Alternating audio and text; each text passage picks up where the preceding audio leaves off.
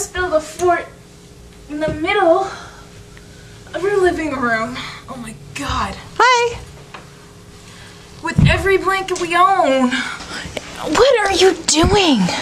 Hi. Playing Monopoly with the cat. Why?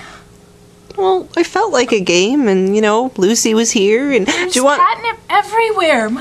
Yeah, we probably want to wash the blankets. Oh my god. Do you want to play? We can restart. We can play after we fix this. I mean, I wish sometimes you thought a little. Don't use the ish way. Sometimes I wish you thought a little. Don't say it. I wish you thought a little more. Oh my god, this is gonna be such a job. And we have, I've got all that work. Oh, low key.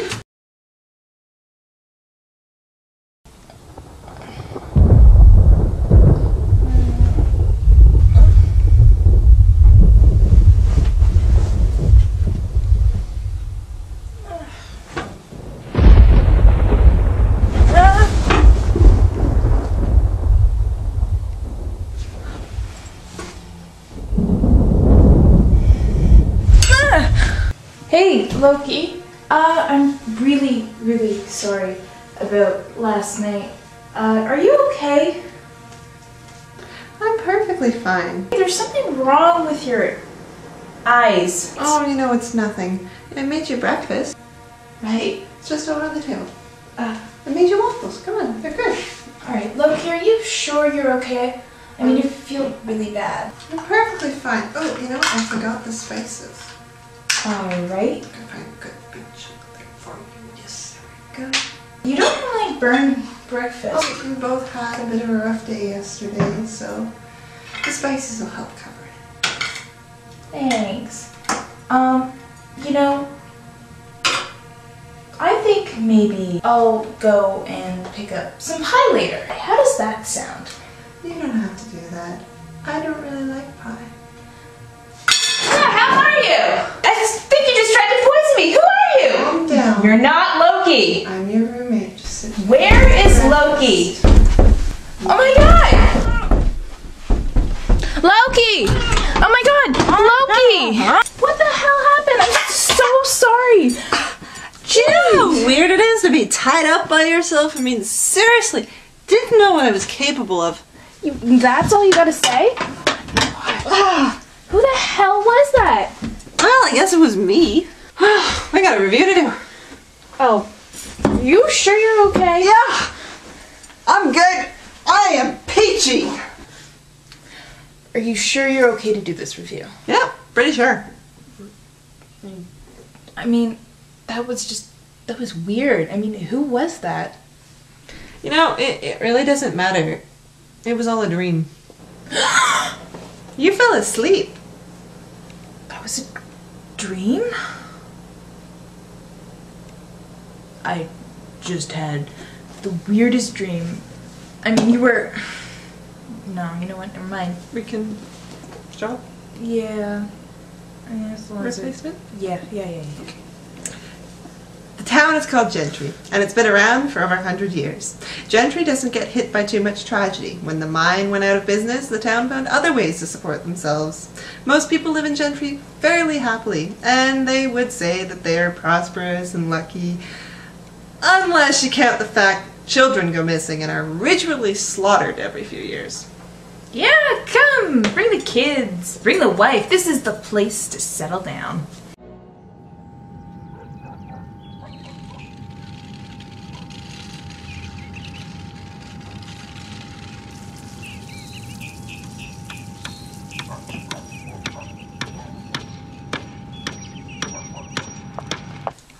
This novel is not scary. It has nothing in it to terrify you, but it really is just very creepy. What creeps you out is not the fact that something can jump out at you at any second, but that there is a layer of awkward weirdness right under the surface.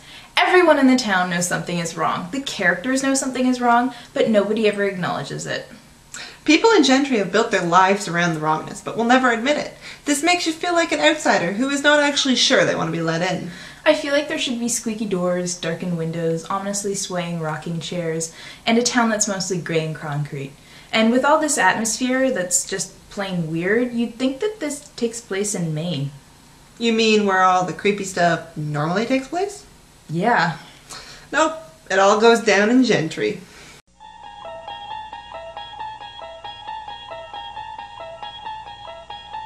You unlock this door with the key of imagination. Beyond it is another dimension. A dimension of sound. A dimension of sight. A dimension of mind. We meet Mackie, being a typical teen literature emo kid. He's got the "I'm different, and it's not just because I went through puberty" line. He even has the emo kid never seen the big burning ball in the sky called the sun look down pat. He even describes himself as the weird one.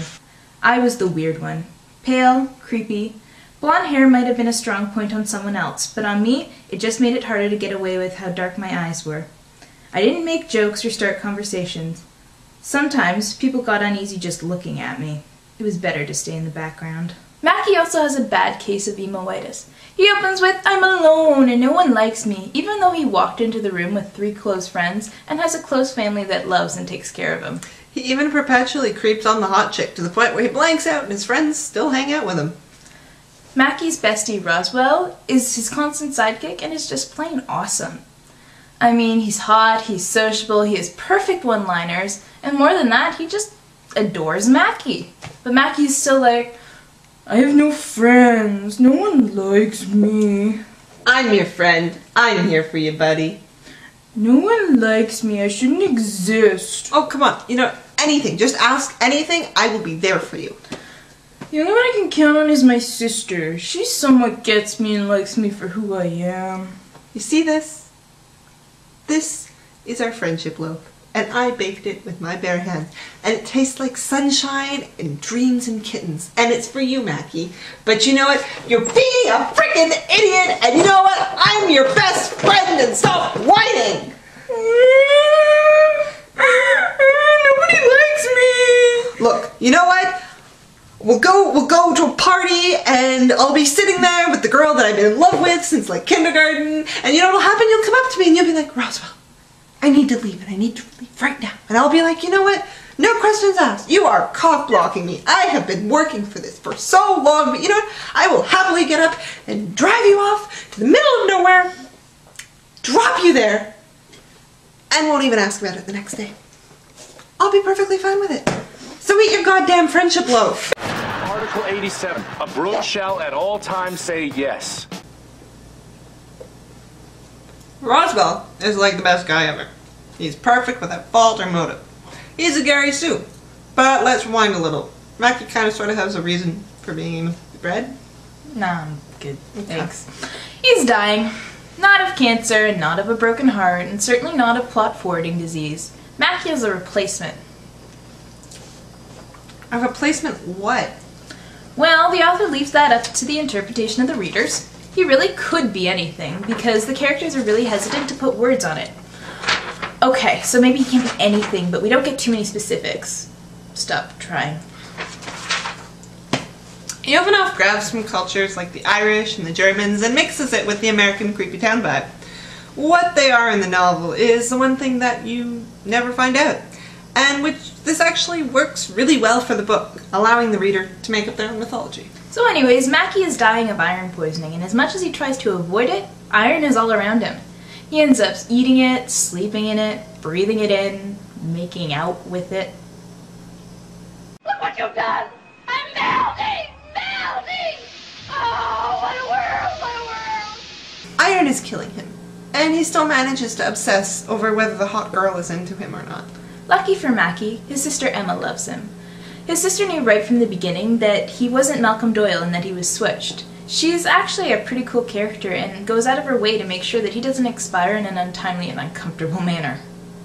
Mackie gets along with everyone in his family. Pastor Doyle, the father, wants to help Mackie but has no idea how to, putting a bit of a strain on an already tenuous relationship. On the other hand, Emma has a good relationship with the dad and helps to smooth over Mackie's relationship with him. The mother cares about Mackie but tends not to be around. I mean, it's the little gestures she makes that really do show how much she cares about Mackie.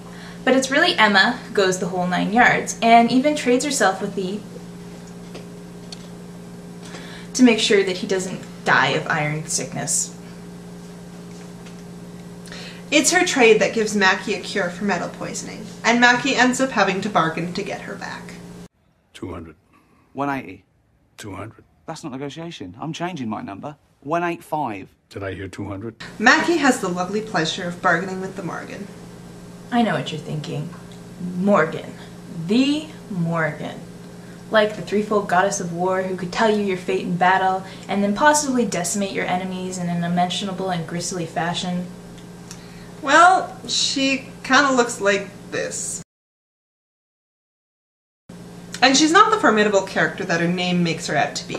While she is manipulative, she lacks in strategy skills, and her sister the lady, who is the antagonist in this novel, is able to walk over her 2 ways from Sunday. And at the request of her sister, the Morgan even lives in a piece of real estate that would make Gollum flinch. Even though the lady is sacrificing children and terrorizing the town, the Morgan has pretty much given up and decides just to sit back and watch as her sister goes on a psychopathic rampage and drive the town to its wit's end. But this totally goes against the Morgan's mythological nature. I mean, we don't even know why she changed to the peace-loving person that she is in the book. Love, my friend. Love. Love lifts us up where we belong. Get down! Get down! Where eagles fly on a mountain high. After Mackie bargains for his sister's safety and general well-being, he ends up agreeing to play in the town's most rocking band, which are actually peopled by that receive enough adoration from the town to feed the Morgan and her followers. But getting in the way of this is Tate, a girl who should stereotypically be one of the unpopular kids, but really does actually have some friends. Yay, stereotype breaking. Tate's sister Natalie was the lady's last kidnapping victim, and Tate is pissed. So she starts bugging ineffectual Mackie to do something about the kidnapping because he is so clearly. Tate makes a good foil to Mackie, because while Mackie and the town have grown complacent, Tate is willing to take on anything to get her sister back. All she needs is Mackie's help. Help me, Obi-Wan Kenobi. You're my only hope. No. Look, sometimes bad things happen. Simba. And there's nothing you can do about it. So why worry? Because it's your responsibility. Colder. I ask only for the strength to defend my people. And now back to our regularly scheduled programming. Let's be clear. Tate is not asking Mackie to save her or her sister. She's actually just asking Mackie to find out information that she can't because she's human and Mackie isn't. Tate even slugs the hot chick and has an awesome showdown with some baddies at the end of the novel, making her the strongest and most motivated character in the book. The plot revolves around trying to get Tate's sister back before it's too late, leading us directly to the boss man herself, the lady. The lady, unlike her sister the Morgan, is not content to live off love and peace. And it's not a proper tribute to the awesomeness, so she decides to go for something a little more traditional. The lady eats fear for breakfast, lunch, and dinner, with a side helping of terror and mass hysteria for dessert. In place of a dark lord, you would have a queen! Not dark, but beautiful and terrible as the dawn! Treacherous as the sea! She also likes pretty things, long walks on the beach, nomming children, and the TV show Family Feud. She's attracted to men who share her love of destruction, home-wrecking, and messing things up. We never really learn much about her, but this actually works in the book's favor. It gives the sense that there's more to the story, giving it a world-building effect. Yovanoff does a good job of populating the world of Gentry with some excellent background characters. One of them being the dead girls. They're really just reanimated corpses, and they don't have much to the story, but the author adds a depth to them that really makes them interesting and adds to that creepy atmosphere. Then there's the Cutter, who calls everyone cousin. Lovely fella, really, other than the fact that he loves pain as much as the lady loves fear, and will proceed to carve you up like a Thanksgiving turkey. At last, my arm is complete again. You don't get too much on him or the dead girls, but by far he's one of the most interesting characters in the novel. It's his demeanor that does it. He talks like a gentlemanly Victorian ragamuffin, but he's extremely dangerous and extremely violent. He just exudes the cool character vibes that pretty much embodies the essence of the cover. He's creepy, interesting, and you really want to know exactly what is going on. Speaking of covers, the old cover was awesome. However, the recent new cover looks like your usual angsty teen paranormal romance cover, making wimpy Mackie look like a vampire sex god. It's completely misleading and completely borifies the book.